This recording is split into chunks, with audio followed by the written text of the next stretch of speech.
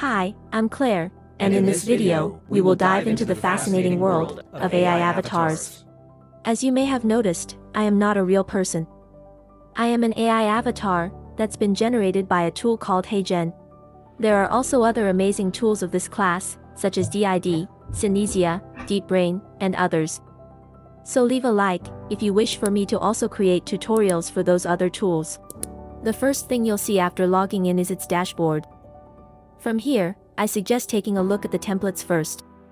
They offer a great starting point and showcase the many different ways this technology can be used.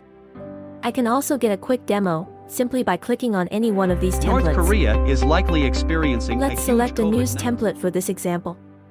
The first step is to come up with a script. This tool also features ChatGPT, which lets you easily generate or revise a script right here within the tool. You can also add another scene in the same timeline by clicking on this button here with the plus symbol. Furthermore, I have the option to choose a different avatar for the next scene, which is exactly what I'm going to do. Please note that you can only preview the audio portion, and not the visual avatar itself. But once you're happy with how that sounds, click on Submit to generate the video. It may take a few minutes or more to render, depending on the length of the script, and the number of scenes you have created. Once the rendering has finished, the video file will be ready to download.